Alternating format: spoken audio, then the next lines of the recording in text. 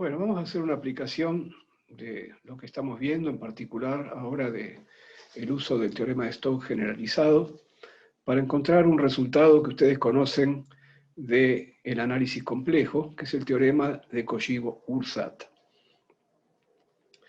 Vamos a trabajar en R2 con una función f de xy, que puede ser compleja o no, no importa. Y vamos a hacer un cambio de carta de variables reales xy a variables complejas zz conjugado. Si xy son las coordenadas cartesianas habituales de R2, entonces su relación con z y z conjugado es una relación lineal que tenemos acá, de manera tal que el diferencial de esa función f cualquiera que vamos a considerar, que podremos escribir como df a de x por diferencial x más df a de y por diferencial y en la carta original, bueno, usando que el diferencial de x es igual, bueno, si despejamos x de esta relación, me queda que x es z más z conjugado.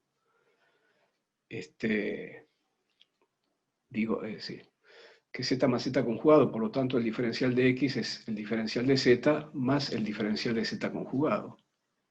Y despejando también de acá, me queda que y es z menos z conjugado sobre la unidad imaginaria. Por lo tanto, reemplazo el diferencial de y por diferencial z menos diferencial z conjugado sobre la unidad imaginaria. Agrupo los términos que tengan diferencial z y los términos que tengan diferencial z conjugado, con lo cual puedo ver que esta combinación que tenemos acá es la derivada de f respecto de z, porque es la combinación que acompaña al diferencial z. Y esta otra es la derivada de f respecto de z conjugado. Bueno, voy a aplicar el teorema de Stokes generalizado de esta manera. Voy a tomar una región en R2, esa región va a tener un borde, que es esta curva C, y sobre ese borde voy a integrar una unoforma. Recuerden que sobre una subvariedad de dimensión 1 puedo integrar una unoforma. La unoforma que voy a integrar la voy a elegir como la función f, que es una ceroforma, por diferencial z, que es una unoforma. Así que todo esto que está acá es una unoforma. Y de acuerdo al teorema de Stokes generalizado, esto no es otra cosa que integrar en la región U la derivada exterior de la unoforma, de f por diferencial z. Ahora, en esta derivada exterior de f por diferencial z, a f no la voy a derivar respecto de z porque ya tengo acá un diferencial z. Así que no puedo hacerlo. Lo único que va a sobrevivir es la derivada de f respecto de z conjugado y multiplico por adelante por diferencial z conjugado. Muy bien. Ahora voy a decir lo siguiente, si f es una función analítica, o también decimos holomorfa, en U incluyendo el borde, entonces la derivada de f respecto de z conjugado vale 0. Esto es, una función f analítica es una genuina función de una variable compleja, porque si no fuera diferencial, la derivada de f respecto de z conjugado igual a 0, como estamos pensando para la función analítica, bueno, no sería más que una f de z y z conjugado, que es una manera de disfrazar una f de x y cualquiera. Así que esta condición que define las funciones holomorfas es equivalente a las condiciones de Cauchy-Riemann, si ustedes la desarrollan y separan en f su parte real y su parte imaginaria. Bueno, muy bien, entonces, si f es una función analítica o holomorfa en la región de integración, esta derivada de f a de z conjugado vale 0, y se obtiene entonces que lo que estábamos integrando sobre la curva, esta integral, vale 0. Este es el teorema de Cauchy-Ursat. Por el contrario, si f no fuera analítica en U, tendríamos, por ejemplo, cosas como esta, que también conocemos muy bien, que la integral sobre una curva cerrada que encierra el origen de diferencial z sobre z, por ejemplo, aquí tendríamos que la función z es 1 sobre z y no es analítica en la región de integración porque está incluyendo el origen, y bueno, en ese caso la integral no da 0, sino, por ejemplo, en este caso, de este ejemplo da 2pi por i, ¿no? Eso ustedes lo saben muy bien. Pero bueno, es una demostración muy simple para el teorema de Cauchy-Boursat. Vamos a hacer enseguida otra aplicación, en este caso al electromagnetismo, pero para hablar de electromagnetismo necesitamos todavía definir un operador que se llama el operador estrella de Hodge, que es un operador que involucra una métrica. Como siempre digo, todavía nosotros no hemos formalmente introducido una métrica, pero como todos sabemos que es una métrica, en el sentido de que conocemos que es una métrica en el espacio-tiempo de Minkowski o en los espacios euclidianos, entonces no va a traer problemas hablar en este momento del operador estrella de Hodge. El operador estrella de Hodge es un operador que se aplica sobre p-formas. Y cuando uno aplica el operador a una p-forma, lo que obtiene como resultado es una n menos p forma. Esa n menos p forma está definida de esta manera. Voy a decir cuáles son las componentes de esa n menos p forma en una carta, pero enseguida vamos a notar que la definición es independiente de la carta, es tensorial. Digo que la componente, como es una n menos p forma, tiene que tener n menos p índices, ¿no? Así que voy a decir que la componente i sub p más 1, etcétera, y n, acá hay n menos p índices, de la n menos p forma estrella de beta, siendo beta una p forma, por definición es esta cantidad que está acá. 1 sobre p factorial, raíz del determinante de la métrica, el símbolo de Levi-Civita en n dimensiones, contraído sus p primeros índices con los p índices de la p forma beta, pero a las p forma beta le hemos subido los índices que normalmente serían covariantes, los hemos convertido en contravariantes, usando para ello la métrica inversa, como siempre, que es la que se usa para subir índices, y la métrica directa es la que se usa para bajar índices. Entonces, esta cantidad que está acá, beta, supra I1 y P, es el resultado de subirle los índices a las componentes de la P forma beta. Como la métrica G con los índices arriba es la inversa de la métrica normal, directa, digamos.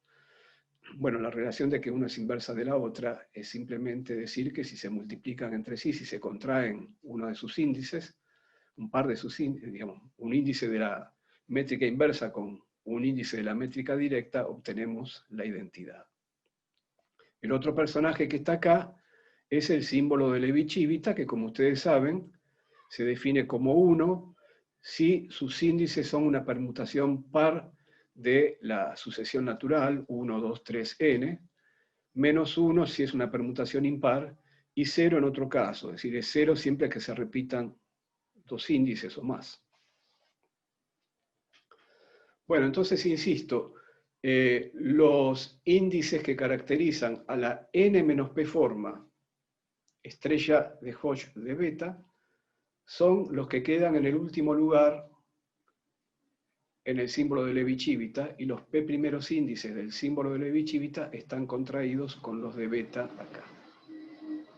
Esta operación de la estrella de Hodge es una dualidad entre dos espacios de igual dimensión, porque las p formas y las n menos p formas tienen igual dimensión. Recuerden cómo se calculaba la dimensión de estos espacios. La dimensión de las p formas es el combinatorio np. La dimensión de las n menos p formas es el combinatorio n menos p, pero esos dos combinatorios dan el mismo resultado. Así que es una dualidad entre dos espacios de igual dimensión, y por ese motivo también se lo suele llamar el dual de Hodge, o bueno, de distintas maneras. ¿Por qué esto está bien definido en forma independiente de la carta? Bueno, porque lo que estoy contrayendo acá son tensores. Efectivamente, bueno, el beta es un tensor. Si yo le subo los índices a un tensor, y una p-forma es un tensor totalmente antisimétrico, obtengo otro tensor. Y lo que está acá con el símbolo de Levi-Civita y el raíz del determinante de G, no es ni más ni menos que las componentes de la n-forma de volumen métrico. Efectivamente, el volumen métrico habíamos visto que se escribía de esta manera, donde acá ordené en la sucesión natural de x1, de x2, de xn. Pero esto también lo puedo escribir de la siguiente manera. Lo puedo escribir como 1 sobre n factorial por el símbolo de Levi-Civita contraído con los elementos de la base en cualquier orden. Este 1 sobre n factorial está acá, ¿por qué? Porque el símbolo de Levi-Civita hace sobrevivir solamente en la sumatoria sobre J1, J2, Jn, solamente hace sobrevivir los términos donde los n índices J1, J2, Jn son todos diferentes. Y a esos términos le asigna el valor, bueno, en esos términos el símbolo va a valer 1 o menos 1. 1 según la permutación sea par o impar. Pero entonces, como acá también, según la permutación es par o impar, el producto Wedge cambia de signo, en definitiva, todos estos términos dicen la misma cosa, todos valen lo mismo, y estoy repitiendo n factorial veces los mismos términos. Por eso estoy dividiendo por n factorial. Pero una vez que divido por n factorial, identifico acá que las componentes del volumen métrico son raíz de g por el símbolo de Levi-Civita. Es decir, estoy viendo qué valor tienen cada una de las componentes que no son idénticamente 0 en el volumen métrico. Por cierto, la primera componente, la 1, 2, 3n, bueno, el símbolo de Levi-Civita vale 1, y entonces me queda raíz de g, como lo estábamos viendo de entrada. Si vuelvo a la definición de la estrella de Hodge, entonces todo lo que está acá, raíz de g por el símbolo de Levi-Civita, es la componente del volumen métrico. Es tensorial entonces. Entonces, tensor contraído con tensor es tensor. Así que esto está bien definido en forma independiente de la carta. Es un objeto geométrico lo que estamos definiendo. Una propiedad importante que tiene esta operación de la estrella de Hodge es que si yo tomo una p-forma cualquiera, si tomo dos p-formas, mejor dicho, alfa y beta, y multiplico la p-forma alfa por el dual de beta, que es una n menos p-forma, el resultado, una p-forma por una n menos p-forma, me da una n-forma. El espacio de n-formas tiene una sola dimensión. Todas las n-formas son proporcionales, por ejemplo, al volumen métrico. La propiedad que vamos a demostrar es que el coeficiente de proporcionalidad es precisamente esta cantidad que está acá. Es decir, esta n-forma es esta contracción entre las componentes de alfa y las de beta, multiplicando al volumen métrico. Bueno, probar esto es sencillo, pero hay que tener mucho cuidado con el manejo de los índices, ¿no? Entonces, vamos a ver cómo hacemos esta demostración. Arrancamos calculando lisa y llanamente alfa por el dual de beta. Entonces, acá tengo alfa escrito en gris, y lo escribo como alfa con los índices ordenados de menor a mayor por la base correspondiente, contrayendo estos índices I1 y P con los índices I1 y P que vemos acá también en gris. Y escribo beta, que sería la n menos p forma en azul, de acuerdo a la definición. Entonces, acá vemos en azul las componentes del dual de beta, según dimos en la definición, multiplicado por la base que le toca. Y le toca la base, como los índices vivos acá son IP más 1 hasta I sub n, entonces lo tengo que acompañar por los elementos de la base, diferencial X, IP más 1, por etcétera, hasta diferencial X y sub n. Bueno, ahora, lo que estoy acá englobando en rojo, donde los índices J no están ordenados de menor a mayor, no están ordenados de menor a mayor porque tampoco estaban ordenados cuando dimos la definición del dual de Hodge. Entonces, voy a decir lo siguiente. Acá yo tengo una contracción de los índices J que están en el símbolo de Levi-Civita y que están en beta. Si yo en esta sumatoria sobre los índices J, me quedo solamente con los términos donde los J están ordenados de menor a mayor, y paso entonces a esta otra expresión, ¿qué estaría sucediendo? Entre la expresión en rojo y esta otra tendría P factorial veces el término que estoy escribiendo acá en rojo, porque tendría todas las P factorial permutaciones de estos índices J1, JP, que en la expresión en rojo los he ordenado de menor a mayor, congelé la forma de ordenarlos. Entonces, lo que está acá englobado, con el globo rojo, pero que está escrito en azul, es P factorial veces esta expresión que escribimos con los índices ahora ordenados. Luego, este P factorial se simplifica con este P factorial. Muy bien. Ahora, por cierto, esta expresión que estoy calculando no tiene ningún índice. Acá todos los índices están sumados. Esta es una suma múltiple. Los índices I1 y P que están acá adelante se están sumando con los índices I1 y P que están en la base en gris. Los índices J1, JP, como dijimos, se están sumando con los índices J1, JP de beta. Y los índices IP más 1 y N se están sumando con los que están en la base. Así que tenemos acá una suma múltiple. Lo que voy a decir ahora es que en esta suma múltiple los únicos términos que sobreviven son aquellos donde J1, JP coincide con I1 y P. Vamos a ver que esto es así. J1, JP, en el símbolo de Levi-Civita, tiene que ser forzosamente complementario de IP más 1 y N. Porque en el símbolo de Levi-Civita no se pueden repetir índices. Si hay índices repetidos, el símbolo se anula. Entonces, J1, JP es complementario de IP más 1 y N. Los índices que no están en J1, JP, en cada término de la sumatoria múltiple, estarán en IP más 1 y N. Pero a su vez, los índices IP más 1 y N son complementarios de los índices I1 y P en la expresión de la base, porque ahí tampoco se pueden repetir índices. Porque si repito índices, el producto wedge se anula.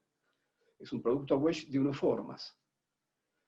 Entonces, bueno, si los J1, JP son complementarios de IP más 1 y N, y a su vez IP más 1 y N son complementarios de I1 y P, entonces la conclusión es que los índices J1, JP no pueden ser ni más ni menos que los índices I1 y P. Solo sobreviven en la sumatoria múltiple aquellos términos donde J1, JP coincidan con I1 y P.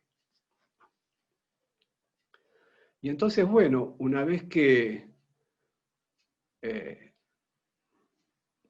tenemos eso, entonces acá reemplazo en J1, JP, reemplazo por I1 y P. Y en beta lo mismo. Pero al reemplazar por, en el símbolo de Levi-Civita, J1, JP por I1 y P, y acompañarlo por los elementos de la base, donde son los mismos índices que vemos en el símbolo de Levi-Civita ahora, entonces estamos reconstruyendo el volumen métrico. ¿Está bien? Porque acá no estamos repitiendo términos. Acá los índices, una vez que yo elegí I1 y P, automáticamente quedan elegidos IP más 1 y N. Y el ordenamiento de menor a mayor en cada lado, en cada sector, es único. Así que estoy escribiendo un solo término de estos. Y ese solo término corresponde al tensor, al volumen métrico. Pero entonces, si vamos acá, lo que nos quedó es que la combinación del épsilon con la base y con el determinante de G me dio el volumen métrico, y además me quedó alfa I1 y P contraído con beta I1 y P, porque ya hemos usado que J1, JP coincide con I1 y P. Entonces me quedó el resultado que está acá. Esto es importante porque lo vamos a usar enseguida en electromagnetismo. Propiedades que tiene este operador estrella de Hodge o dual de Hodge. Alfa y beta siguen siendo 2 p-formas. Entonces yo puedo calcular alfa por el dual de beta, y es el cálculo que hice antes. pero bueno, entonces es evidente. La demostración es evidente. Es igual a beta por el dual de alfa. Porque si yo hago beta por el dual de alfa, bueno, de vuelta tendría que hacer esto que está acá, nada más que en el primer lugar diría beta con los índices abajo, en el segundo lugar diría alfa con los índices arriba, pero bueno, para subir los índices tanto de alfa como de beta tengo que usar el tensor métrico inverso p veces, y bueno, entonces va a dar exactamente lo mismo que la contracción la haga de esta manera o la haga con los índices de alfa arriba y los índices de beta abajo. Eso es lo que está diciendo la primera propiedad. La segunda propiedad, que también es muy fácil de verificar, es que si yo le tomo el dual al número 1, la función que vale 1 en todo punto, la función que vale 1 en todo punto en particular es una zeroforma. El dual de una zeroforma es una n-forma. Y bueno, es fácil verificar que esa n-forma tiene que ser omega. La otra verificación, que también queda para ustedes, es que si yo tomo el dual del dual, al tomarle el dual a una p-forma, me da una n-p-forma. Si le vuelvo a tomar el dual, me vuelve a dar una p-forma. La pregunta es, ¿vuelvo a la p-forma de partida si hago 2 veces el dual? La respuesta es sí, a menos de un signo. Y ese signo se calcula de esta manera. Es un menos 1 a la p donde p es el rango de la p-forma, por n menos p, donde n es como siempre la dimensión de la variedad, más s, porque como en el cálculo del dual de Hodge interviene la métrica, importa si la métrica es definida positiva, como en los espacios euclidianos, o no, como ocurre en el espacio-tiempo de Minkowski.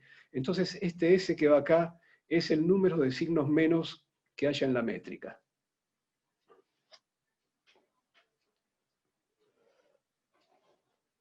Bueno, acá hay una explicación de por qué aparece ese menos 1 a la s.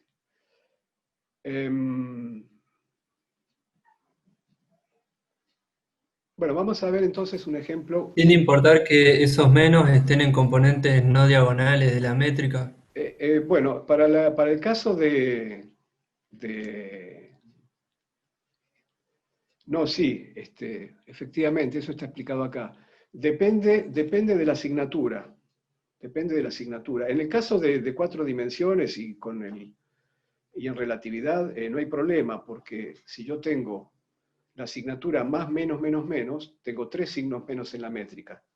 Entonces un menos 1 a la 3 me da un menos 1. Y si usara la otra asignatura, tengo menos, más, más, más, más. Tengo un signo menos en la métrica. Y menos 1 a la 1 me da también menos 1.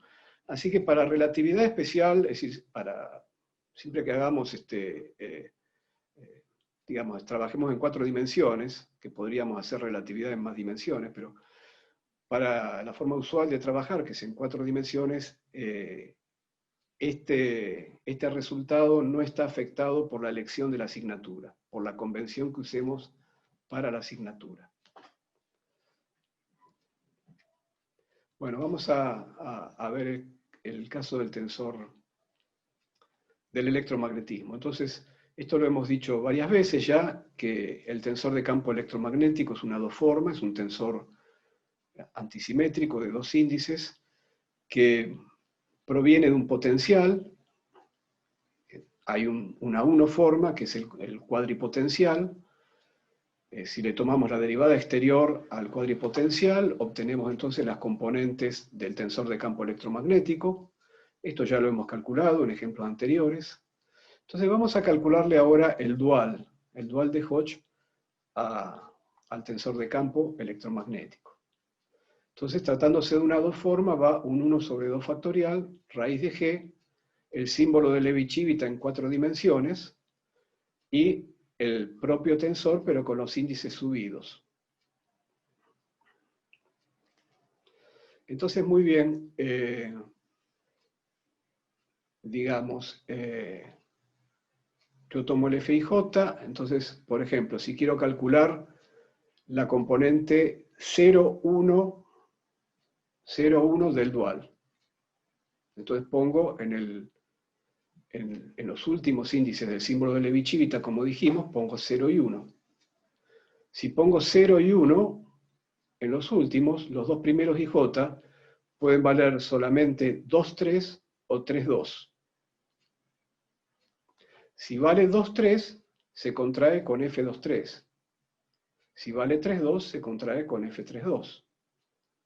Pero resulta que como el tensor de campo es antisimétrico, porque estamos trabajando con tensores antisimétricos, F3,2 es lo mismo que menos F2,3. Y epsilon 3,201 es lo mismo que menos epsilon 2,301. Quiere decir que estos dos términos son iguales. Entonces tengo dos veces la misma cosa, y en particular epsilon 2,301 es igual a 1. Es una permutación par de la sucesión natural. Si yo quiero construir la sucesión natural acá, tendría que escribir 0, 1, 2, 3. Para escribir 0, 1, 2, 3, el 3 tiene que pasar dos veces para atrás, pero al pasar dos veces no cambia el signo, y luego paso el 2 dos veces para atrás, y de vuelta no cambia el signo. Entonces, estos dos términos valen dos veces F2,3. El 2 se cancela con el 2 del 2 factorial, y me queda raíz de G F2,3. Entonces, la primera componente no nula, la componente 0,1 del dual, es raíz de G F2,3. Y así seguimos calculando las otras. Si hago F por el dual de F, me va a quedar una 4 forma. Me va a quedar algo que es proporcional al volumen. Bueno, ya sabemos cuál es ese resultado, porque lo hemos calculado antes, para alfa por el dual de beta. Pero si no, déjenme calcularlo. Escribo el F y lo escribo como F y J con los índices ordenados, pongo las barritas, dxy por dxj. Y luego escribo el dual de F. El dual de F, como estamos viendo, arranca con raíz de G, F2,3 para la componente 0,1, y así después tengo que seguir. Tendría que poner todas las componentes. Entonces, fíjense lo que pasa con el primer término. Como este primer término ya tiene dx0 por dx1, al multiplicarse con lo que está delante, solo puede combinarse con dx2 dx3, o con dx3 dx2 también, pero como ordené de menor a mayor los índices IJ, solo puede combinarse con dx2 dx3. Entonces, tengo un primer término en la sumatoria, tengo un primer término que va a decir dx2 dx3 por dx0 dx1, paso dx2 dx3 para atrás, de vuelta es una permutación par, no cambia el signo. Entonces, como IJ valen 2,3, acá adelante me quedó un F2,3, dentro del paréntesis tenía un F2,3 arriba, y tengo un raíz de G. El raíz de G por dx0, dx1, dx2, dx3 me da el volumen métrico. Entonces así me apareció el primer término, F2,3, F2,3, de este resultado, que es lo que tendría que encontrar en general, y que ahora estamos haciendo para alfa y beta iguales al tensor de campo.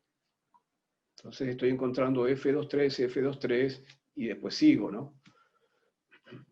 Estoy calculando nada más que el primer término para que ustedes vean cómo eso va apareciendo. Si calculara el resto de los términos, entonces obtendría el resultado que estoy esperando.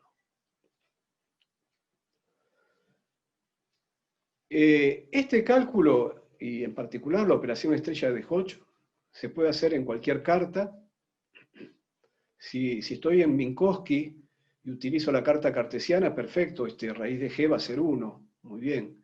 Pero podría usar cualquier carta, y además el operador va a seguir variando, inclusive en relatividad general, donde el volumen métrico va a seguir existiendo, nada más que el tensor métrico no va a estar dado de antemano, como ocurre con Minkowski, sino va a quedar determinado por la distribución de energía y materia, como sabemos que va a pasar, es decir, la geometría del espacio-tiempo la determinará la distribución de energía y de cantidad de movimiento, bueno. Si queremos hacer cálculos en Minkowski, entonces será conveniente usar la carta cartesiana y tener ya a mano tablas como estas. Yo enseguida voy a usar esta tabla. Acá ya están calculados los duales de los elementos de la base. En este caso, para las bases de dos formas, porque estoy pensando en el tensor de campo, que es una dos formas, pero podría obtener tablas para la base de tres formas, de una formas, etc. Así que esta tablita viene bien tenerla a mano. Bueno, la acción del electromagnetismo que ustedes vieron al comienzo del curso, cuando hicimos el repaso de relatividad especial, se puede escribir en lenguaje geométrico de la manera que la están viendo acá. Como la clase pasada definimos la integral de una n forma, y acá la n forma sería una 4 forma, bueno, ya sabemos qué significa esto que está acá. Esto es un objeto geométrico, da por resultado un número real, y sabemos cómo se calcula ese número real integrando en R4, en este caso, bueno, la componente que tiene esta 4 forma. Yo lo que voy a mostrar ahora es qué fácil sale el cálculo variacional para obtener las leyes de Maxwell a partir de esta forma geométrica de la acción electromagnética. La acción electromagnética se tiene que ver como una funcional del potencial. Es decir, esta F es la derivada del potencial, es la derivada exterior del potencial A. Y acá lo mismo. Si tenemos una expresión que es cuadrática en derivadas del potencial. Entonces queremos variar respecto del potencial. El potencial es la variable dinámica acá. Por eso está así manifestado en este lugar. Entonces, para variar respecto del potencial, yo tengo que variar acá en la F, en el dual de F, y tengo que variar en el término de fuente, en el término que acopla el campo electromagnético con las fuentes, con las cargas y las corrientes. Entonces, bueno, ¿cómo hago la variación? En el primer factor acá tengo la derivada exterior de A. Entonces, la variación de ese factor me va a dar la derivada exterior de la variación de A. Esto es igual que en mecánica, la variación con las derivadas conmutan, así que lo doy por conocido. Entonces, varío en el primer factor, conmuto derivada con variación, me queda la derivada exterior de la variación de A, producto wedge con el dual de F. Más, ahora tengo que variar en el segundo factor, F por el dual de la derivada exterior de la variación de A. De vuelta conmuté, metí la variación adentro de la derivación. Ahora, por una de las propiedades que mencionamos hace un rato, yo puedo intercambiar acá los personajes, puedo pasar, era esta propiedad que está acá, puedo intercambiar los personajes. El personaje que está en primer lugar lo mando al segundo lugar, y entonces lo que hago es que el personaje que está en el segundo lugar, que es la derivada exterior de la variación de A, va al primer lugar, producto wedge, y el personaje que estaba en el primer lugar, que era F, va al segundo lugar, afectado por la estrella de Hodge. Entonces, estos dos términos son iguales.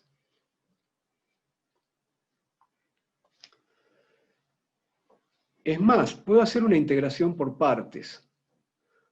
¿Para qué? Para pasarle esta derivada de estos dos términos que son iguales al segundo factor, y me quedará un término de borde. Me quedará la integral de una derivada, que va a un término de borde por el teorema de Stokes generalizado. Y que en los principios variacionales, como no hay variaciones en los bordes, los términos de borde no me interesan. Entonces, al hacer la integración por partes, esta derivada, que es esta que está acá también, le pasó al dual de F. Y me quedó el de A solito. Por otra parte, el de A también estaba solito acá, acompañado por el dual de J. Entonces, saco en los dos términos, factor común, la variación de A, que multiplica a la derivada exterior del dual de F, más mu0 por el dual de J, más términos de bordes. Entonces, para que la variación de la acción electromagnética se anule Siendo que las variaciones son cero en el borde, lo que tiene que anularse es este paréntesis que está acá. Entonces saco las ecuaciones de Maxwell. Estas son las ecuaciones con fuentes, las que tienen, por ejemplo, la divergencia de E y el rotor de B. Están acá. Las otras ecuaciones, las ecuaciones sin fuentes, no son una consecuencia de la dinámica, son una consecuencia de que F es una dos-forma exacta, es la derivada exterior de algo, y por lo tanto, su derivada exterior es idénticamente cero. Y este es el conjunto completo de lo que llamamos las leyes de Maxwell. Para precisar estos personajes en términos de los personajes más conocidos, bueno, la 1 forma A tiene que ver con el potencial escalar y con el potencial vector. Es haberle bajado el índice al cuadrivector potencial. En Minkowski y en cartesiana, y en la carta cartesiana se vería así.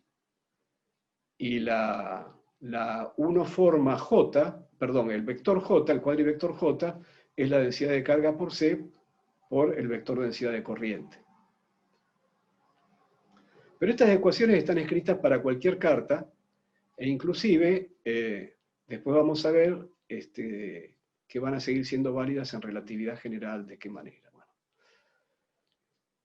Una consecuencia de las ecuaciones de Maxwell, como decimos siempre, es la ecuación de continuidad. Antes de resolver las ecuaciones de Maxwell, antes de que tengamos cuánto vale F, cuánto valen los campos para dadas fuentes J, podemos tomar acá la derivada exterior nuevamente, y como la derivada exterior es nilpotente, el resultado que obtengo a la izquierda es cero, y entonces las fuentes que voy a poner para resolver la ecuación de las ecuaciones de Maxwell, obligadamente tienen que cumplir con esta ecuación, que es la ecuación de continuidad, es la conservación de la carga. Como siempre decimos, las ecuaciones de Maxwell no admiten otro tipo de fuentes que no sean conservadas.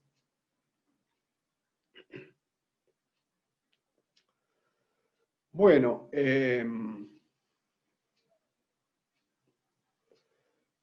para encontrarle un sabor más interesante a esto que está acá, y digamos conectar con lo que ustedes ya vieron con electromagnetismo, calculemos cuánto vale esto que está acá. Ya calculamos hace un rato cuánto vale el dual, pero tenemos que decir quién es F23, quién es F... Bueno, eso ya lo habíamos dicho en algún momento. En Minkowski, la relación entre las componentes del tensor de campo en la carta cartesiana y las componentes de los campos eléctricos y magnéticos es esta que está acá. Así que bueno, F por el dual de F es, bueno, es este resultado, ya lo hemos visto, y si empezamos a hacer estas contracciones atendiendo a quiénes son las componentes del tensor de campo, va a resultar esta expresión, menos C a la menos 2, E cuadrado más B cuadrado. Este menos C a la menos 2 lo puedo sacar fuera de la integral, y me queda E cuadrado menos C cuadrado B cuadrado, que es el lagrangiano que seguramente ustedes conocen para el campo electromagnético. El dual de la 1 forma J, que sería bajarle el índice al cuadrivector densidad de carga corriente, este dual, bueno, está acá calculado, por si quieren hacer la cuenta y reemplazar en las ecuaciones de Maxwell. Bueno, y nada más. Vamos a hacer ahora lo que alguna vez prometimos, que es un ejercicio de electromagnetismo en guías de onda.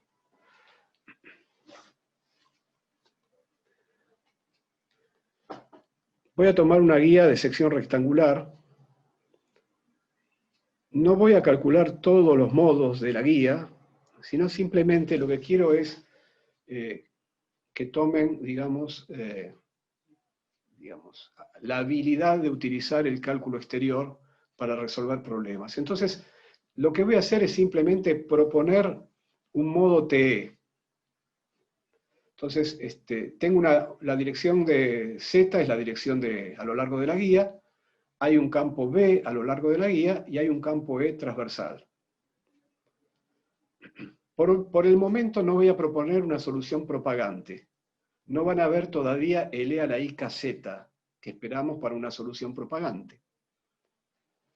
Lo que voy a proponer es un tensor de campo con esta forma. ¿Por qué lo voy a proponer con esta forma? Voy a proponer acá un potencial U, de manera que, como depende nada más que de t y de x, lo voy a poder derivar respecto de t, y entonces me va a quedar una componente de U a de t diferencial t por diferencial i. Diferencial t por diferencial i es una componente eléctrica. Es un campo eléctrico en la dirección i. La fila temporal espacial, como ustedes saben, identifica a las componentes del campo eléctrico. Entonces, la componente TY es la componente Y del campo eléctrico. Y justamente yo estoy acá imaginando que voy a resolver para un campo eléctrico en la dirección Y. Cuando derive respecto de X, voy a tener un du de X, diferencial X por diferencial Y. Diferencial X por diferencial Y es una componente XY. La componente XY tiene que ver con una componente Z del campo magnético. Y yo acá estoy imaginando que voy a resolver para un campo magnético en Z. ¿Por qué entonces esto es una buena proposición? Para empezar a calcular, a ver si me sale la solución. La solución que estoy buscando es resolver la incógnita, que es la función U de Tx. Es una buena propuesta porque me da los campos en las direcciones que pretendo encontrarlos y porque además la f que estoy proponiendo es cerrada, porque si le tomo la derivada exterior no tengo dónde tomarla, porque si vengo al primer factor, la nilpotencia de D me da 0. Si voy al segundo factor, lo mismo. Entonces me aseguro ya de entrada que la dos formas que estoy proponiendo como solución es cerrada. Por lo tanto, ya de las 8 ecuaciones de Maxwell, 4 ya se están cumpliendo. Ahora tengo que ir a las otras 4, las ecuaciones dinámicas. Como la guía está vacía, no tengo distribución de carga y de corriente en el interior de la guía, así que de este lado voy a tener 0. Tengo que calcular el dual de F. Pero para el dual de F me valgo de la tablita. Tomarle el dual a F es tomarle el dual a estas dos formas de T por DI y a estas dos formas de X por DI. Entonces voy a la tabla. Entonces el dual de T por DI, acá es el dual de C por DT, es decir, de diferencial X0, me da menos de Z por DX. Y la otra componente, que era la componente XY, según la tabla, el dual de X por Y, de diferencial X por diferencial Y, es C diferencial T por diferencial Z. Entonces ya está, no es mucho trabajo eso, simplemente guiarme por la tabla y acá están los resultados. Ahora, las leyes de Maxwell dicen que la derivada exterior del dual de F se tiene que anular. Bueno, tomemos la derivada exterior del dual. ¿Qué pasa? En el primer término, el dual tiene dz y dx. Por lo tanto, no puedo derivar ni respecto de z ni respecto de x. Pero además la función u solo depende de t y de x, así la hemos propuesto. Entonces la única posibilidad para derivar en el primer término es derivar respecto de t. Y entonces así me queda un menos 1 sobre c, derivada segunda de u respecto de t dos veces, porque ya estaba derivada una vez, diferencial t por diferencial z por diferencial x. Derivo respecto de t y me queda multiplicado por diferencial z por diferencial x. Ahora voy al segundo término. A u solo lo puedo derivar respecto de t o de x. Pero si derivo respecto de x se anula, perdón, si derivo respecto de t se anula porque acá tengo un diferencial t. Solo puedo derivarla respecto de x. Entonces me queda la derivada segunda de u respecto de x dos veces. Tengo un c acá, entonces me queda c diferencial x por diferencial t por diferencial z. Ahora bien, fíjense que si en el primer término paso el diferencial x adelante, tengo que pasar por dos factores. Como paso por encima de dos unoformas, el signo no cambia. Y entonces tengo diferencial x, diferencial t, diferencial z acá, y también tengo diferencial x, diferencial t, diferencial z acá. Entonces, la forma que estoy generando, que es una tres forma, porque el dual de f es una dos forma y al tomar la derivada exterior es una tres forma, esa tres forma, como vemos acá, tiene una única componente independiente. Y para que se cumplan las leyes de Maxwell, esa única componente independiente se tiene que anular. ¿Y quién es esa única componente independiente? Y bueno, es menos 1 sobre C. En realidad lo que hice acá es multiplicar y dividir por C, porque acá había un C que acompañaba a los tres elementos de la base, entonces me quedó menos 1 sobre C cuadrado, derivada segunda de U respecto de T dos veces, más derivada segunda de U respecto de X dos veces, igual a 0. Ah, me quedó la ecuación de onda. Perfecto. Entonces, ese potencial U que yo imaginé en la solución que estaba proponiendo, ahora veo que tiene que cumplir la ecuación de ondas. Está muy bien. Además, esa función U no solo cumple la ecuación de ondas, sino que tiene que cumplir condiciones de contorno, porque el campo eléctrico en x igual a y en x igual 0, como es tangente a las paredes en x igual a y en x igual 0, y bueno, la componente tangente del campo eléctrico tiene que ser continua, y si el conductor, la pared de la guía de ondas es un conductor ideal, entonces dentro del conductor ideal no hay campo eléctrico, ahí se tiene que anular. Y entonces eso me dice que de las soluciones de la ecuación de onda me tengo que quedar con una que cumpla con la condición de contorno. La de anular el campo eléctrico en x igual 0 y x igual a. Entonces, bueno, finalmente la solución que obtengo es esta, donde para que se cumpla la ecuación de ondas, esta omega que está acá tiene que ser npi sobre a por c. Por ahora, como dijimos, es una onda estacionaria. Yo creo que como ya llegué a casi la hora, es mejor que haga un intervalo y enseguida pase de esta onda estacionaria a una onda que se propague a lo largo de la guía. ¿Y cómo lo voy a hacer? Simplemente voy a hacer un boost de Lorentz a lo largo de la guía. Entonces, lo que veo en el sistema de referencia que elegí hasta aquí para resolver, lo que veo como una onda estacionaria, si me muevo a lo largo de la guía, lo voy a ver como una onda que se propaga a lo largo de la guía. Hasta acá es nada más que una onda que rebota entre las paredes de la guía sin propagar energía a lo largo de Z. Pero con un boost fácilmente voy a generar una solución que va a tener un vector de Poynting a lo largo de Z. Habíamos obtenido una solución dentro de la guía que por ahora no se propaga. Como ustedes ven, no hay en esta solución un factor E a la I k Z. No hay propagación a lo largo de Z. Hay simplemente un rebote de campos entre paredes de la guía, y entonces el vector de Poynting, si lo calculáramos, oscila, va y viene, la energía va y vuelve, y bueno, se forman, en realidad se forma una onda estacionaria, porque hemos puesto nodos, hemos puesto condiciones de contorno, y bueno, lo que se ha formado en realidad es una onda estacionaria. Y queremos convertir esta solución en una solución propagante. Entonces, para convertirla en una solución propagante, yo voy a cambiar de sistema de referencia. Voy a hacer una transformación de Lorentz. Acá, fíjense, si yo quiero que la onda se propague, que haya una propagación de energía en la guía en la dirección de Z creciente, como esta onda estacionaria no tiene propagación en Z, yo me voy a mover en la dirección de Z decreciente. Entonces, escribí acá una transformación de Lorentz inversa. En la transformación de Lorentz inversa estamos acostumbrados a ver acá un signo más, pero como yo me voy a mover al revés, por eso acá hay un signo menos. ¿Por qué escribí la inversa y no la directa?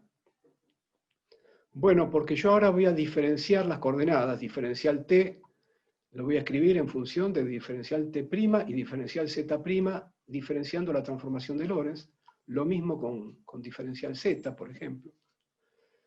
Y ese diferencial T, escrito de esta manera, lo voy a reemplazar en el tensor de campo. Lo voy a reemplazar en la solución. Donde dice acá diferencial T, voy a poner lo que sale de la transformación de Lorentz. La transformación de Lorentz para Y me dice que Y' e Y valen lo mismo, porque Y es una dimensión transversal a la dirección del busto. Lo mismo ocurre con el diferencial X acá. X y X' son lo mismo. Entonces, en realidad, de las transformaciones de Lorentz, la única que me va a servir, que va a ser interesante, es la de T, porque ni siquiera tengo diferencial Z en la solución con la que estoy trabajando. En la solución con la que estoy trabajando solo tengo diferencial T por diferencial Y y diferencial X por diferencial Y.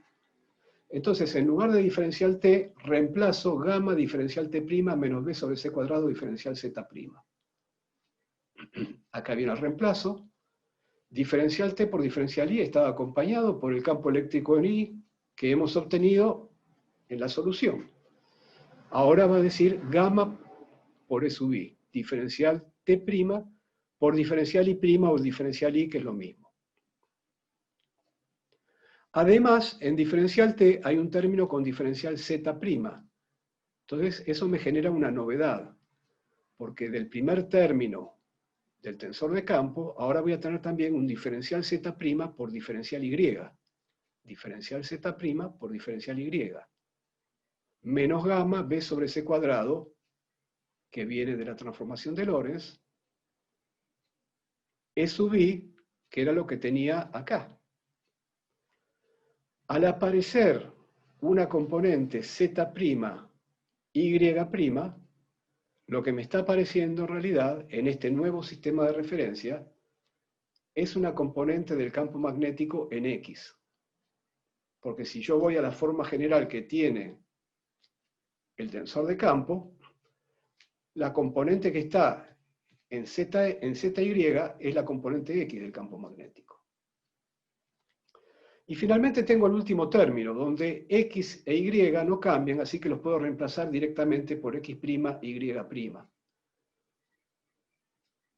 En X', Y', lo que debo leer es la componente del campo magnético en Z', que no cambia entonces. La componente del campo magnético en la dirección del boost no cambia. Eso ustedes lo saben de cómo se transforman los campos. Fíjense que yo no usé acá las reglas para transformar los campos, que ustedes conocen de Teórica 1. Lo que hice fue transformar la base, y automáticamente, habiendo transformado la base, leo en la forma que toma el mismo tensor de campo, pero en la nueva base, leo directamente cuáles son las componentes de los campos en esa nueva base. Entonces, ahora que leo cuáles son las componentes en esa nueva base, me calculo el vector de Poynting. Y en particular me interesa saber si el vector de Poynting tiene ahora componente Z o no. Y la componente Z del vector de Poynting, como viene del producto vectorial entre I y B, la vamos a calcular para esta estructura de campo como el producto de E sub I por B sub X. Y ahora hay B sub X en este nuevo sistema de referencia que adopté. Antes no había. Entonces ahora hay propagación de energía en Z. ¿Y cuánto vale B sub X? Lo leo acá, como dijimos. Y entonces, bueno, hago esta cuenta y esta cuenta me da este resultado. ¿Cómo aparece la propagación en la fase? E a la I KZ, ¿cómo aparece? Bueno, del mismo modo, la fase de la onda era E a la I omega T. La fase era I omega T. Pero T ahora cambia a gamma T' menos B sobre C cuadrado Z'. Entonces, allí donde decía omega T, ahora voy a tener que leer omega gamma T' menos B sobre C cuadrado Z'. Entonces, el factor que acompaña al tiempo en esta nueva carta o en este nuevo sistema de referencia es gamma por ómega. Esto es lo que juega el papel de ómega prima, de la frecuencia en el sistema primado. Gamma por ómega. Pero además estoy viendo que ahora en la fase hay un término proporcional a z'. El factor que acompaña a z' es k sub z. Entonces veo que k'z es b sobre c cuadrado por gamma ómega. Muy bien.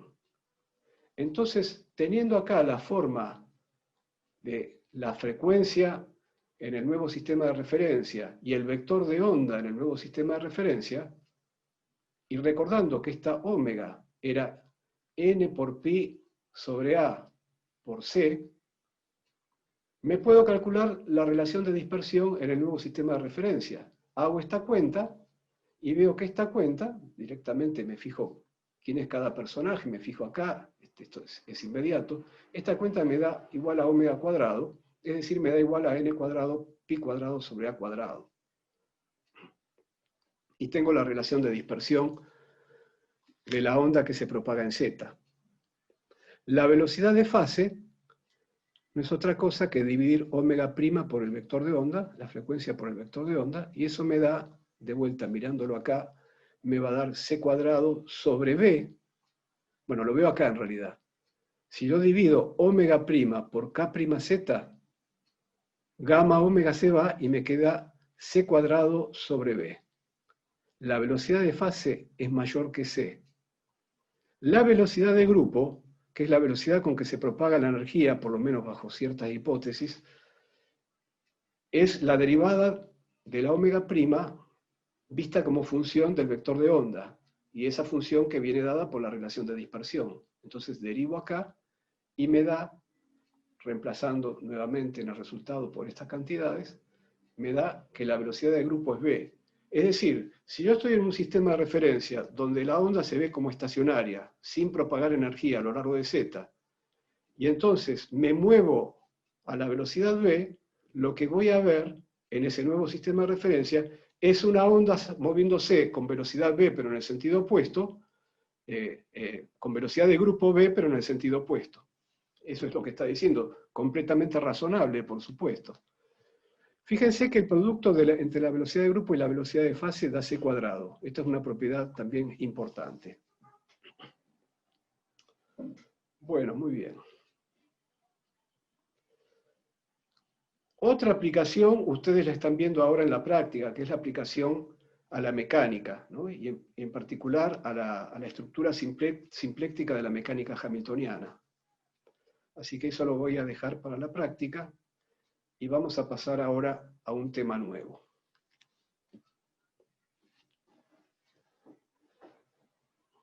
Nos vamos a proponer ahora derivar vectores. Hasta aquí solo sabemos derivar de formas, ¿no? ¿Cómo se hace la derivada de un vector?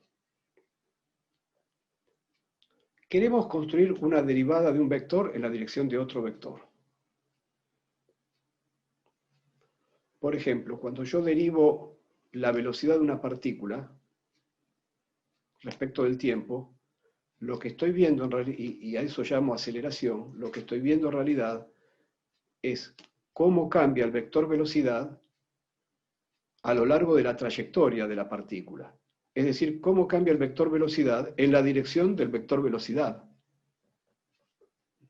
Entonces, vamos a intentar definir una derivada de un vector en la dirección de otro vector. Vamos a ver que la derivada que vamos a definir, que se llama la derivada de Lie, no es totalmente una derivada direccional, en el sentido de que el vector que nos va a dar la dirección de derivación va a aparecer él mismo derivado en el resultado. Entonces, no va a ser una derivada direccional en el sentido que nos gustaría que sea. Es decir, vamos a tomar un campo vectorial U y pretendemos derivarlo en la dirección de un campo vectorial B. Pero en principio querríamos derivar solamente a U, no a B. Y entonces vamos a ver que lo que vamos a definir a continuación, que es la derivada de Lie, va a terminar derivando a los dos vectores.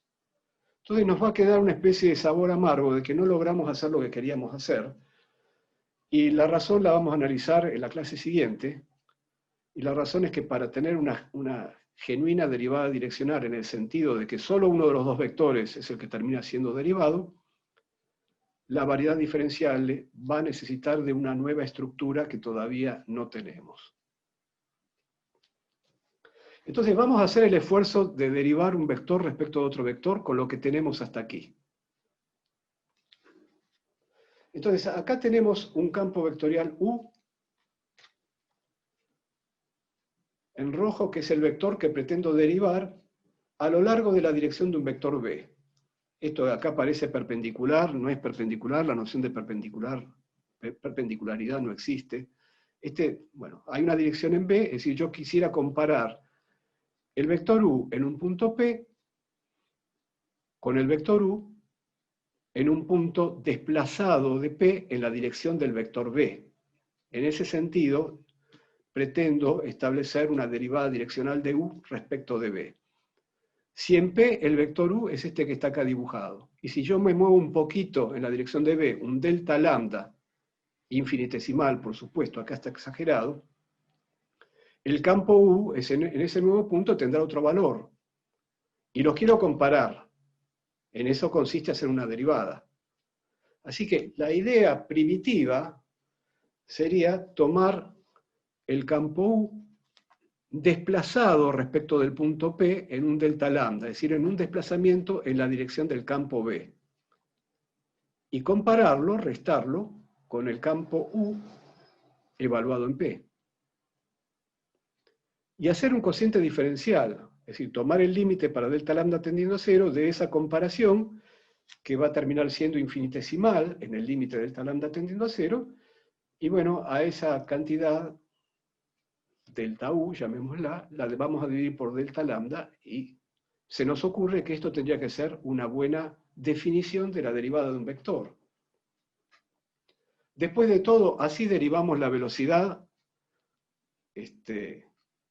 para calcular la aceleración. Tomamos la velocidad en t más delta t, le restamos la velocidad en t y dividimos por delta t. Si eso funciona en la geometría euclidiana, ¿por qué no va a funcionar en una geometría cualquiera? Esa entonces es la idea básica. Pero esta idea básica tiene un problema. Que el vector en P y el vector en el punto desplazado no pertenecen al mismo espacio tangente. El vector en P pertenece al espacio tangente en P. El espacio tangente es un espacio vectorial, sus elementos se pueden sumar, se pueden combinar, multiplicar por números reales, pero yo no puedo combinar elementos del espacio tangente en P con elementos del espacio tangente en otro punto. Y en esta definición ingenua de la derivada del vector, estoy restando vectores que pertenecen a espacios tangentes diferentes. No tengo permitido hacer esta resta. Entonces, esa es la primera dificultad. Por supuesto, en los espacios euclidios hay una manera de asociarle al vector en el punto desplazado un vector en el punto P, y uno termina haciendo una resta en el punto P, verdaderamente. Esa es la cuestión que vamos a analizar entonces la clase que viene. ¿En qué consiste esa asociación? Y esa asociación consiste claramente en el transporte paralelo. Yo me llevo paralelamente el vector en el punto desplazado, me lo llevo hasta P, ahí hago la diferencia, es decir, establezco un socio paralelo en P del vector U en lambda P más delta lambda. Pero acá no tengo noción de paralelismo, así que eso no lo puedo hacer. Entonces vamos a inventar otra manera de establecerle un socio, de elegir en el punto P un vector que llamaremos U en lambda P, porque está en el punto P, subdelta lambda, para indicar que este vector que estoy tomando en P representa al vector en el punto desplazado. Pero esa representación no lo puedo hacer llevándolo paralelamente porque no hay transporte paralelo. Tengo que imaginar otra cosa.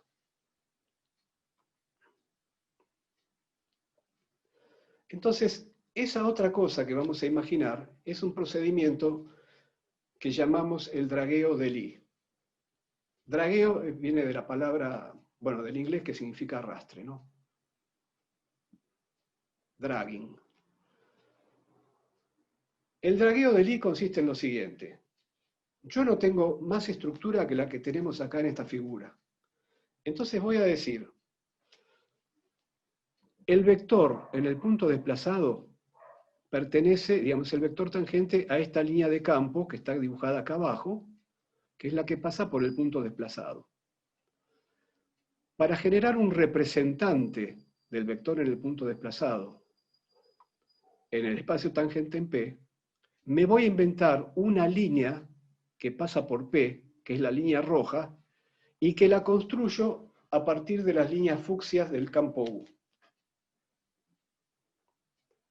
¿Cómo la voy a construir? Voy a tomar la línea fucsia del campo U en el punto desplazado y la voy a arrastrar hacia el punto P, tomando para el arrastre el delta lambda que tenemos sobre la línea del campo B, pero sobre cada línea del campo B voy a tomar el mismo delta lambda y así me voy a llevar cada línea de la curva fucsia, cada punto de la línea fucsia, me lo voy a llevar por arrastre en delta lambda a otro lugar para formar la curva roja.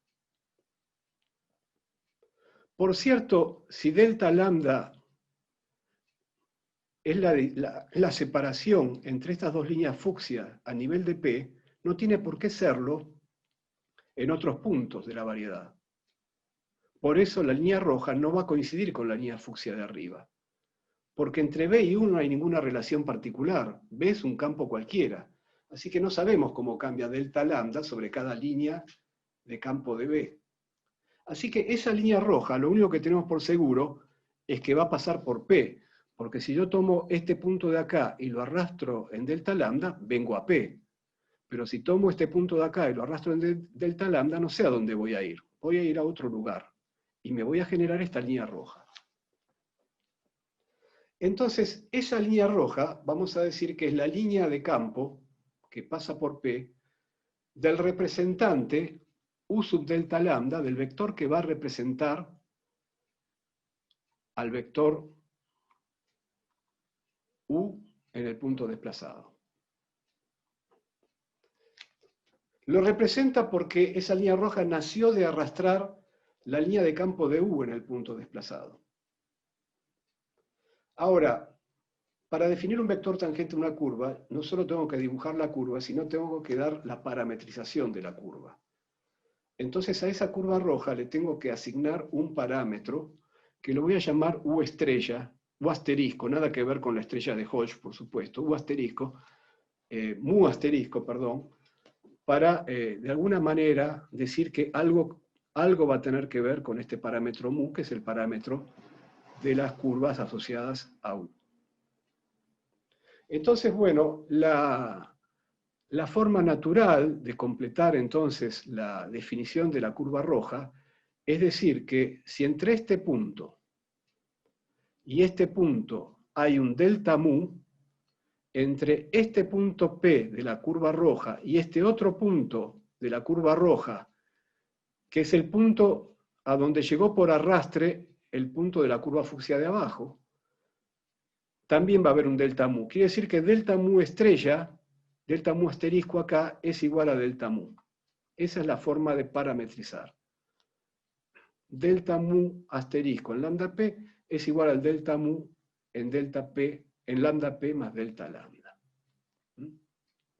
Si acá tengo un delta mu, el delta mu asterisco va a valer lo mismo. Bueno, hemos hecho el esfuerzo de generar el socio y es todo lo que podíamos hacer con los elementos geométricos que tenemos hasta acá. Entonces, vamos a hacer ahora el cociente incremental reemplazando el vector que no podíamos escribir por su socio, el que sí nos permite hacer la diferencia con un lambda p.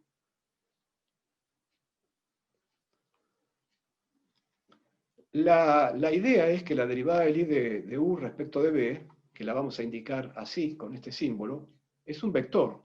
¿Por qué es un vector? Porque proviene de la diferencia de dos vectores. Si yo resto dos vectores, el resultado es un vector. Son dos vectores del espacio tangente en P. La pregunta ahora es, ¿cuál es este vector? Porque yo acá tengo un dibujito, así que, ¿cuál es este vector?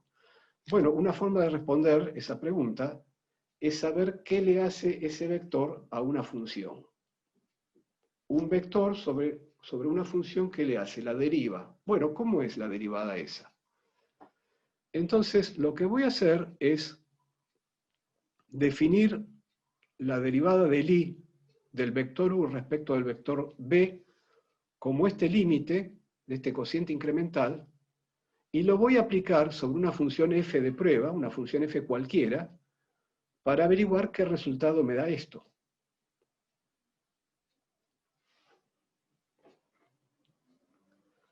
Entonces, este personaje que llamé U sub delta lambda no es otra cosa que la derivada respecto de mu asterisco a lo largo de la curva roja. Cuando se lo aplico a f, me da la derivada de f respecto de mu asterisco. A lo largo de la curva roja, eso lo tenemos que seguir teniendo en la cabeza, claro. Este delta lambda que divide lo saqué por el momento acá afuera. Y el vector u, el original, es la derivada de f respecto de mu a lo largo de la curva fucsia. Ahora, bueno, déjenme escribir cada una de estas dos derivadas también como cocientes incrementales. ¿Qué significa derivar a f a lo largo de la curva roja? Vayamos a la figura. Significa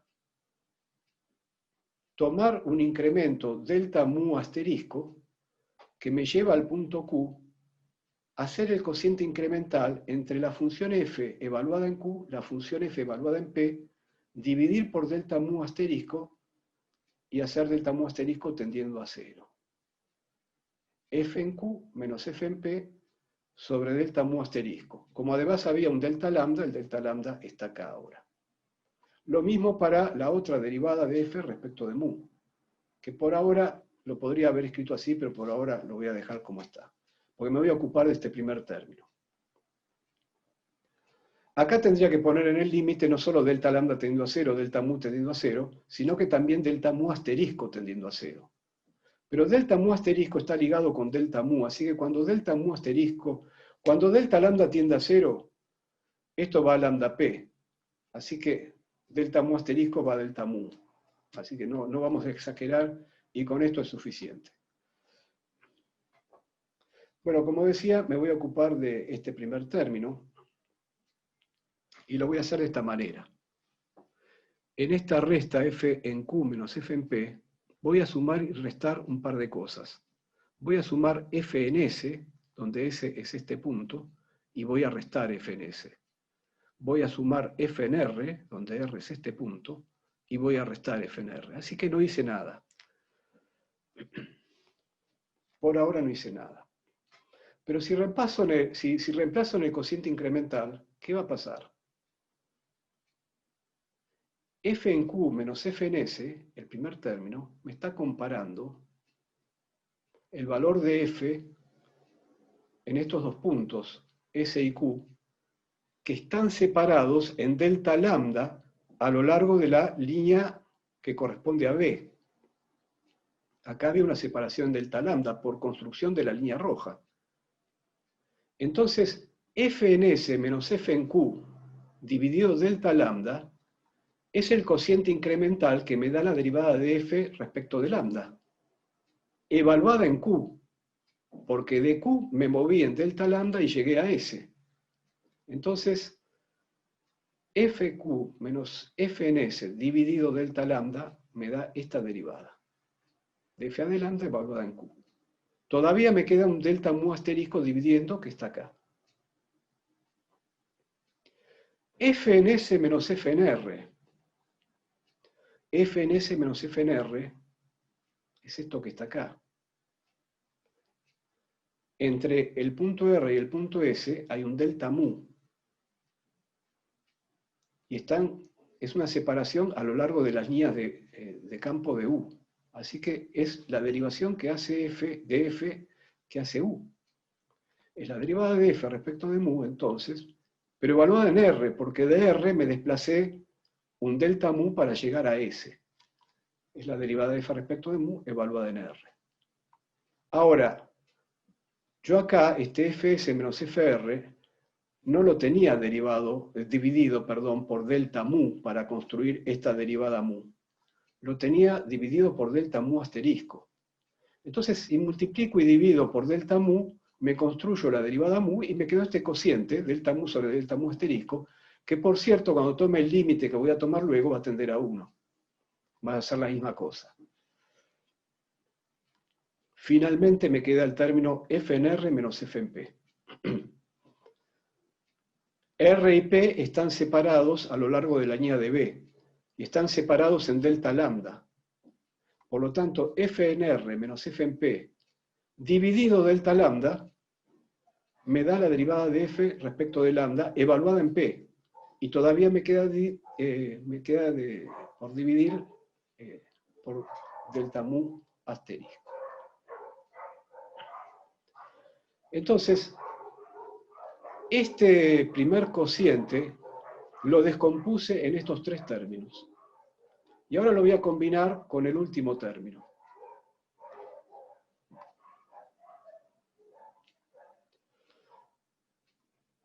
Bueno, entonces acá tengo dos términos en verde, porque fíjense, la misma derivada de f respecto de lambda, en los términos en verde, está evaluada en P y evaluada en Q, siendo que P y Q están separados sobre la línea roja. Entonces estoy comparando la derivada de f respecto de lambda, que es una función, evaluada en P y evaluada en Q. Y estoy dividiendo por delta mu asterisco, que es la separación sobre la línea roja. Estoy haciendo una derivada de f de lambda, que es una función, la estoy derivando respecto de mu asterisco, entonces. Y como me estoy desplazando de P a Q, pero acá los signos aparecen al revés, es decir, P aparece con el signo más y Q aparece con el signo menos, estos dos términos en verde los reúno en un solo término con un menos, que consiste en derivar respecto de mu asterisco la derivada de f respecto de lambda, y todo eso evaluado en P.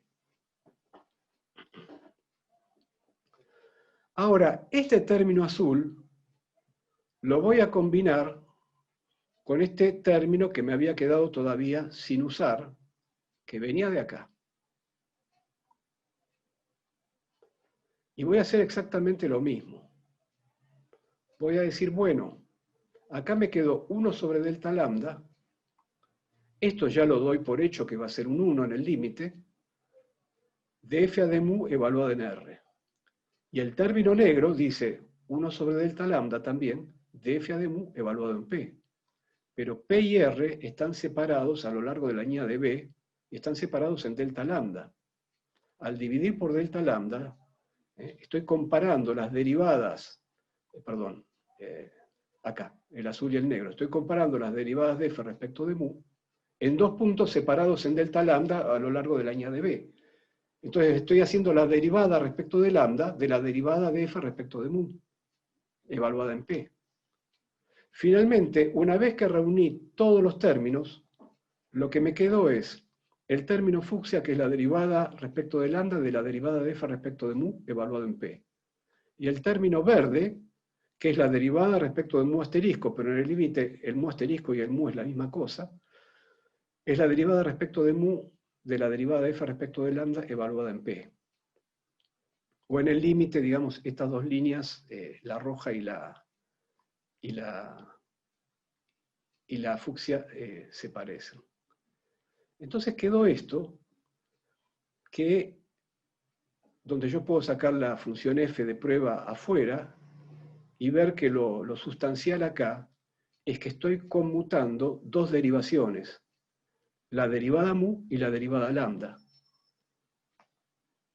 En el primer término derivo primero respecto de mu, y en el segundo término derivo primero respecto de lambda. Es decir, estoy conmutando los vectores u y b. En el primer término, primero deriva u y después deriva b, y en el segundo término al revés. Entonces, la derivada del i, aplicada a una función f, es el conmutador entre b y u aplicado a la función f. Y como la función f era arbitraria y una función de prueba, lo que estamos diciendo es que el vector que estamos llamando la derivada del i respecto de b es el conmutador entre b y u. Ahora, el conmutador entre b y u es antisimétrico, es igual a menos el conmutador entre u y b. Así que este resultado va a ser también menos la derivada de b respecto de u. En este conmutador, como vamos a ver enseguida cuando calculemos las componentes, ambos vectores van a estar derivados. Nosotros ya hemos hecho un conmutador cuando calculamos el conmutador de una base anolonoma, de los elementos de una base anolonoma, y vimos cómo aparecían las derivadas de las componentes de las bases, componentes esas referidas a una carta coordenada, a una base coordenada, y sabemos que van a aparecer las derivadas de ambos. Entonces, con los elementos geométricos que tenemos hasta acá, hemos logrado definir una derivación. Va a tener propiedades de derivación, las propiedades esenciales, la regla de Leibniz, la linealidad, etc. Pero no es una verdadera derivada direccional en el sentido de que el campo B que está ahí no solo nos dice en qué dirección estamos derivando a U, sino que el propio campo B va a estar derivado. Es lógico, porque el método de dragueo de Lie para construir el socio requiere de conocer el campo B no solo en el punto P, sino en el entorno del punto P. Necesito las líneas de B para hacer este dragueo en el entorno de P, no solo la línea que pasa por P. Con la línea que pasa por P no puedo hacer ningún dragueo. Entonces, si tengo que conocer el campo B en P y en su entorno, forzosamente entran las derivadas del campo B.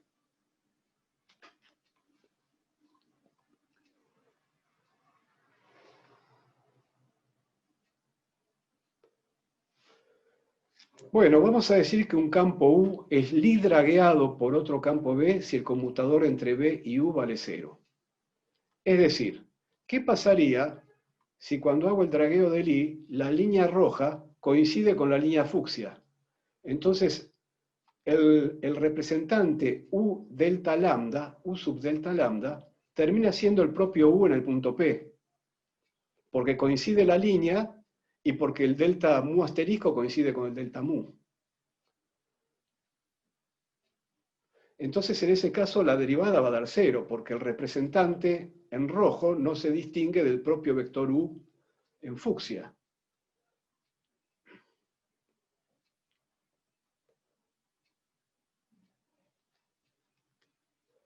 Ahora, si eso ocurre así, si cuando yo dragueo, cuando yo arrastro las líneas, entonces la línea roja coincide con la línea fucsia, eso quiere decir que si acá tengo delta lambda, también tengo delta lambda acá. El delta lambda, el arrastre en delta lambda, no me llevó a un punto distinto al punto de la línea fucsia, sino que me devuelve de vuelta a la misma línea fucsia. No me llevó a generar una línea roja que pasa por otro lado. Cuando un campo U es Lie dragueado por un campo B o viceversa, porque finalmente U y B aparecieron ahí en pie de igualdad, salvo por un signo, entonces el dragueo, esta operación que hicimos para construir la línea roja, hace que la línea roja caiga exactamente sobre la línea fucsia. Esto es que el delta lambda, que unía dos líneas fucsias sucesivas, acá también une las mismas dos líneas fucsias con el mismo delta lambda. ¿Y qué pasa a nivel del delta mu? Que acá teníamos delta mu y acá también teníamos delta mu por definición de la línea roja. Entonces, en ese caso, cuando U y B conmutan, los parámetros mu y lambda de U y de B cierran cuadriláteros, así se dice. Que si yo acá tengo delta lambda, en ese caso también tengo delta lambda acá acá tengo delta mu y también tengo delta mu acá. Esa propiedad de cerrar cuadriláteros es la propiedad que caracteriza a las líneas coordenadas de las cartas. Si yo me muevo delta x y después me muevo delta y, o me muevo primero en delta y después en delta x, es lo mismo, llego al mismo punto. Si yo me muevo delta lambda y después me muevo delta mu, o me muevo delta mu y después me muevo delta lambda, llego al mismo punto. Esa es la propiedad de cerrar cuadriláteros, que en general no es cierta, como vemos acá. Solo es cierta si u y b conmutan. Es decir, si ahí me dan una base anolonoma y yo hago los conmutadores de todos los elementos de la base entre sí, todos los posibles pares, y me dan todos los conmutadores cero, entonces la base no es anolonoma, es holónoma. Los parámetros de los vectores de la base se comportan como coordenadas. Bien.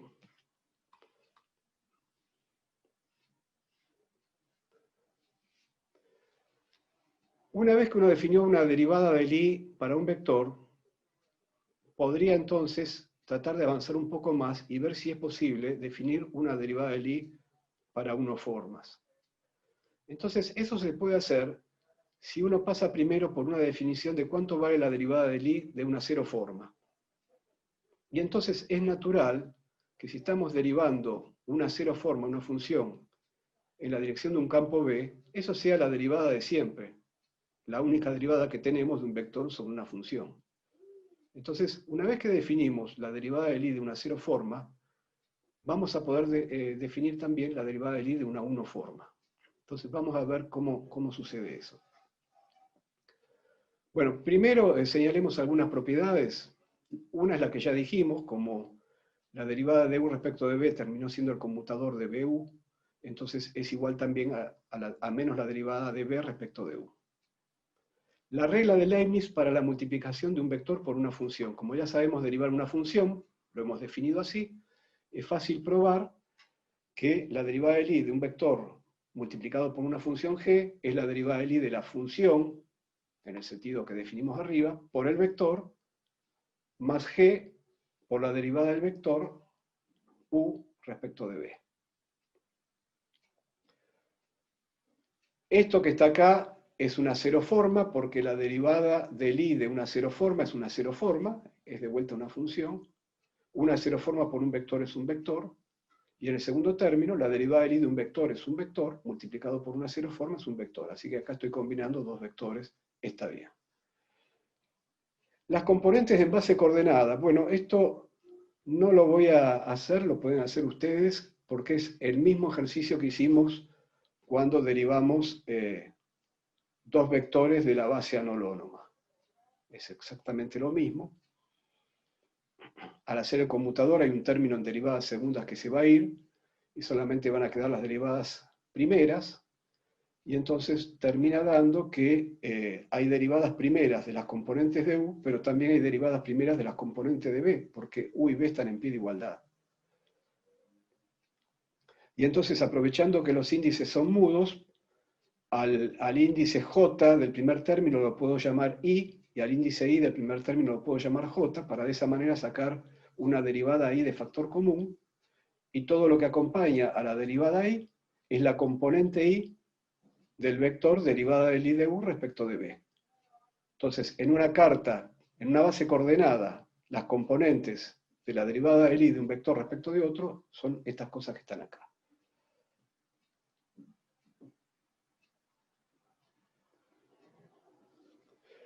Fíjense una cosa interesante, porque nosotros pretendemos definir un objeto geométrico, y lo que hemos obtenido lo es, sin duda, y fallamos en obtener una genuina derivada direccional. El primer término hubiese sido una derivada direccional. Acá el vector b está solamente para proyectarme las derivadas de las componentes de u en la dirección de b. Pero claro, este primer término por separado no se transforma como componentes de un vector.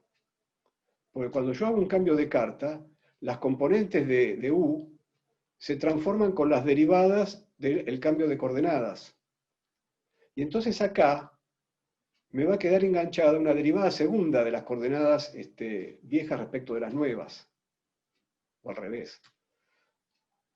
Entonces, este segundo término es necesario para cancelar esas derivadas segundas, porque esas derivadas segundas nunca pueden estar en la transformación de un vector. Y estamos diciendo que esto es un vector. Las componentes de los vectores se transforman con las derivadas primeras del cambio de coordenadas. Entonces, como el objeto era geométrico, necesariamente las derivadas segundas que van a aparecer de este primer término de derivada direccional de u en la dirección de b, tienen que ser canceladas por otro término. Y el único término que podía cancelarlas con los elementos geométricos de los cuales disponemos es este término que está acá.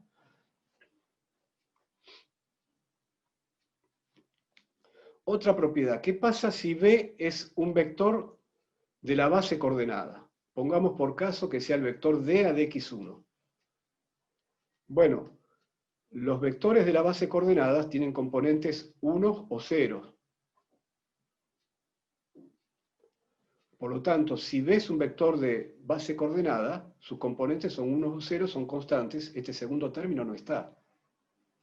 Y entonces me queda la derivada de la su sub i respecto de x1 como única componente, porque b supra j va a valer la delta de Kronecker j1, porque estamos tomando como b al vector dA de x1.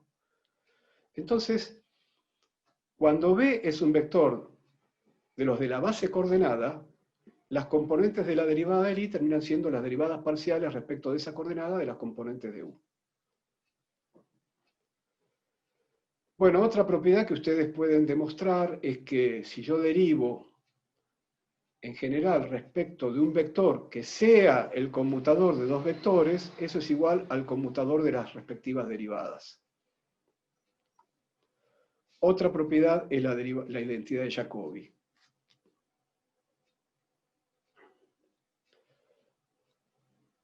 Bueno, vamos a ver cómo definir la derivada del i de unas formas,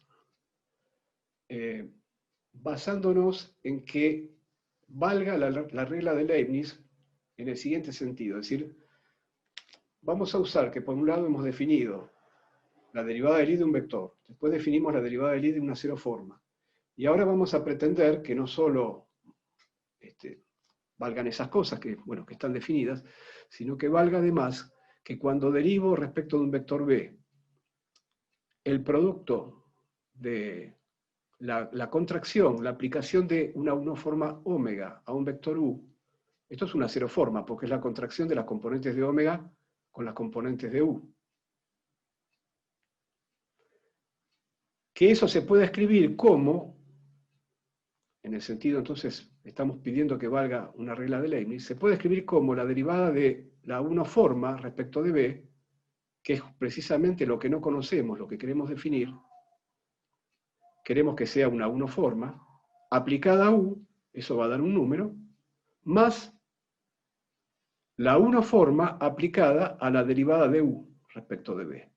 Es decir, que pensar a esto como una suerte de producto y que el operador derivada del i cumpla con la regla de Leibniz ante el producto.